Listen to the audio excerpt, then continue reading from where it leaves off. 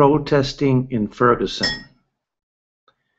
Well, they think that Mike Brown was murdered, and they also think that there's a war on blacks, even though most blacks are killed by other blacks, 90%. I think this year the statistic is around 8,000 by other blacks and only 100 by police.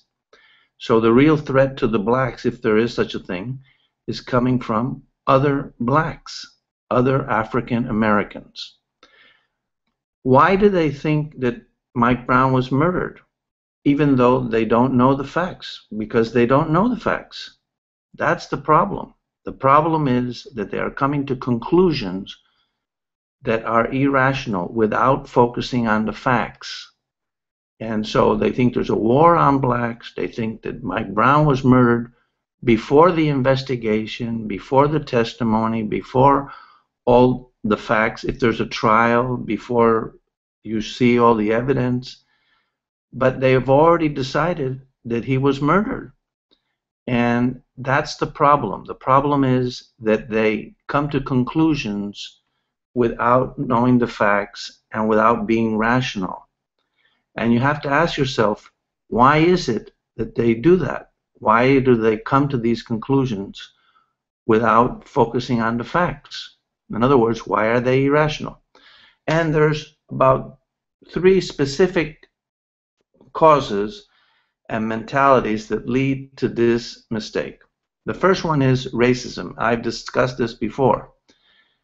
If you judge people based on their race instead of focusing on their actions and their character, like Martin Luther King said that you should, in other words, if you deviate from King's view that you should focus on the character and the actions, and instead you just go by the race, then the facts don't matter.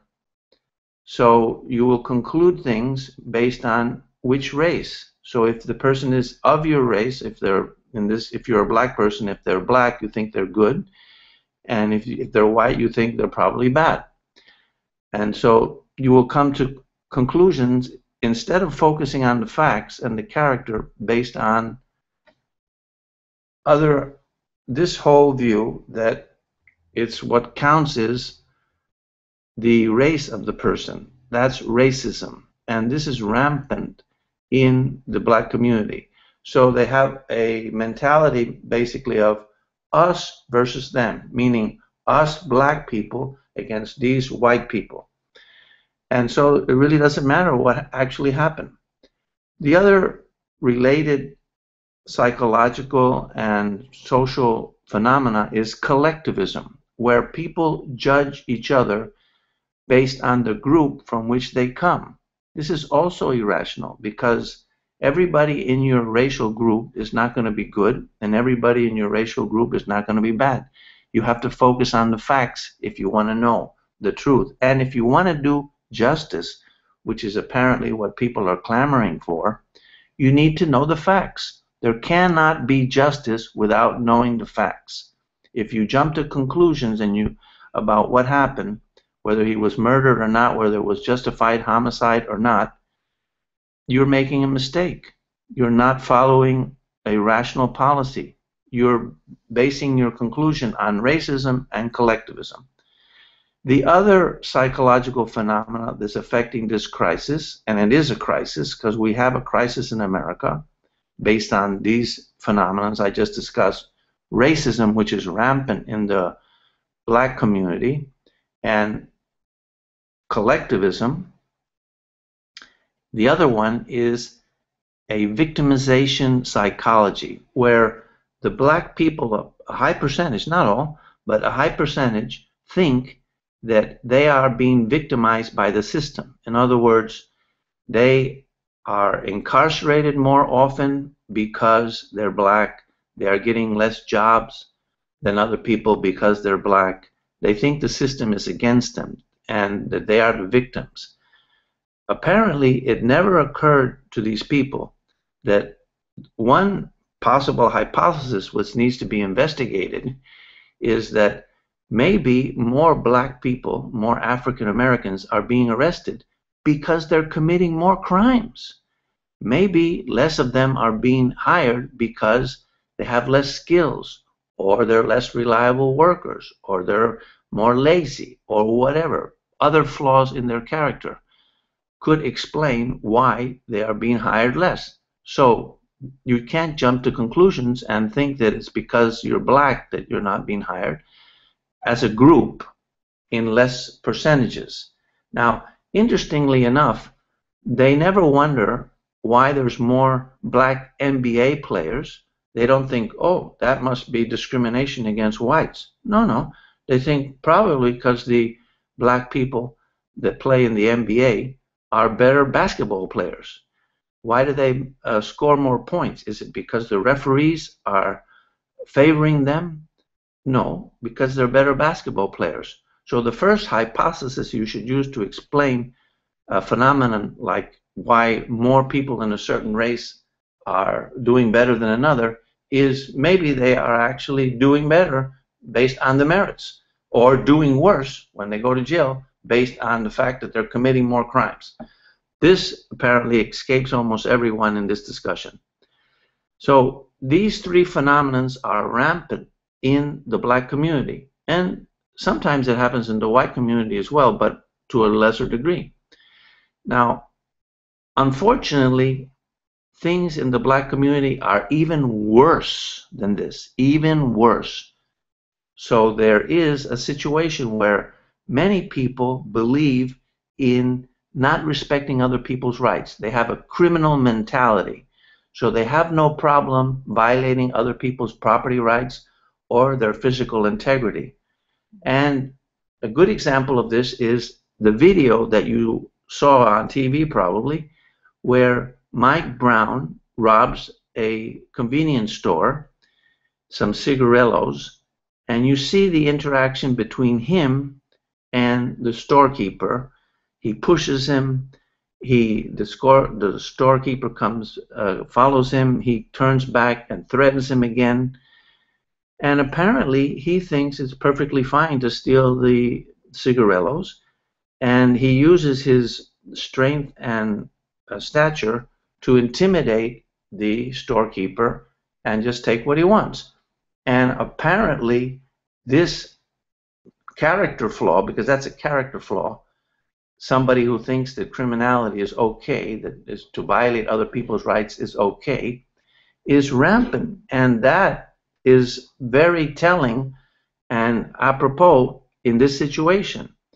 So if people have bad character and they commit more crimes, it's more likely that they're going to have a worse life. In this case, we don't know what happened. We don't know exactly why he got killed. But I'll tell you one thing. People that violate other people's rights are more likely to die violently. When you initiate force against other people, one of the reasons why you shouldn't do it is because sometimes force will come back to you. There'll be some blowback.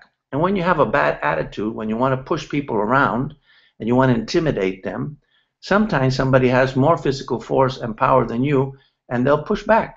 And maybe that is what happened in this case. But we don't know the exact facts of how he died and why he was shot. But one thing is for sure, if you go around strong-arming and robbing convenience stores, you're a thug, you're a bully, and a criminal. And bad things will probably happen to you one way or another.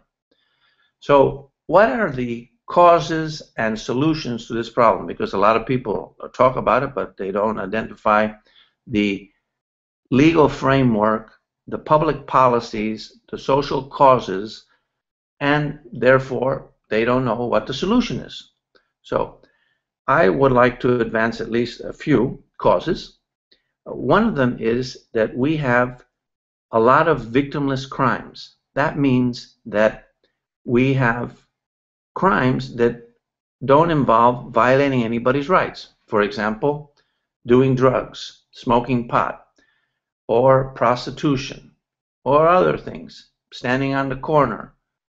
And then the police come and they enforce these crimes. And then they harass these people. and the people are resentful because they're being harassed for things that should not be a crime. So the solution for that influence, that bad influence in our public policy, is get rid of the victimless crimes, and then people will not have a sense that the police are harassing them because they won't be interfering with their life in situations where they're not violating anybody's rights. And then the police can focus on protecting the individual rights of the citizens, and therefore the citizens will view the police as protectors as opposed to viewing them as harassers, which is apparently rampant in the black community and sometimes in the white community as well, because they also get abused by these victimless crimes and this harassment by the police. The second thing that needs to be done and changed in the public policy is something that I've discussed many times in many interviews, which is we have to get rid of redistribution of wealth because it's legalized theft. And when the government is thieving, it serves as an example and a corrupting example, and people subconsciously, it seeps into their mind. Well, if the government can forcefully take money from some citizens in order to give free goods and service to others, why can't I take a few cigarillos? I mean, big deal. The government is redistributing billions, if not trillions of dollars. What's the big deal if I do a little bit of personal redistribution, since I really need to have these cigarillos or these potato chips? Why not do a little redistribution? The government is serving as a bad example that it's okay to violate other people's rights. It's okay to initiate force against people that haven't violated anybody's rights and take their stuff and give it to other people. And that is wrong, and that is a bad influence. What's the solution? Well, very simple. Get rid of the redistribution of wealth. That'll have a secondary positive effect, which is that it'll be good for the character of all the people that are living as parasites, because then they'll have to face the fact that in order to live, you have to work. And then that'll be a stimulus to improving their character and for them to be rational. So that would be one possible thing that we could do, one solution. Now, there's also some peddlers of racism and racial divide, like Al Sharpton and Jesse Jackson. And these people are making the situation worse. They are benefiting from this hate and benefiting from this friction and tension between the races, either politically or even monetarily. For example, Jesse Jackson specializes in what is known as the shakedown, which is his organization goes to a company and says, if you don't contribute to our organization, we are going to sue you for racial discrimination. And then with the bad laws and policies that we have, the company has to then prove that they haven't been racially discriminating. In other words, Jesse Jackson doesn't have to prove that they are racially discriminating. The company has to. The same thing they did with the redlining, where they put pressure on the banks to lend people to minorities, blacks as one of them, so that they don't get sued. Why? Because somebody like Jesse Jackson can say, well, you're redlining, you're discriminating against us, so you need to pay us, or we're going to sue you if you don't pay us based on this affirmative action type of legislation and racial and racist legislation that focuses on people's race and on whether they're minorities or not. Obviously, race shouldn't be part of our judicial system, and we shouldn't even be talking about it. It should be irrelevant in all judicial issues. Now, ultimately, the real cause and solution is that people have to realize, and people that realize this, like myself, should try to explain why it is that it's in your self-interest to protect other people's rights, and why it is not in your self-interest to violate other people's rights. Why it is in your self-interest, why it's good for you to be rational and go by the facts and not go by the person's skin color. So at root, this is an individual decision, and people that are open to listening and discussing these issues can be approached and reached, and ultimately have to be convinced that it's in their self-interest to be rational. That means to judge people based on the facts, that justice demands a rational view and understanding of what the facts are and base your judgments on those facts. And it's also in your self-interest to protect other people's rights when they're being violated. In other words, to protect the principle that individual rights of all citizens, regardless of race, should be protected. That's what I think, and I'd like to hear from you. Give me a call or send me an email or whatever. Bye. If I can turn this thing off. Maybe I can, maybe I can't. You'll just have to watch me a little bit longer.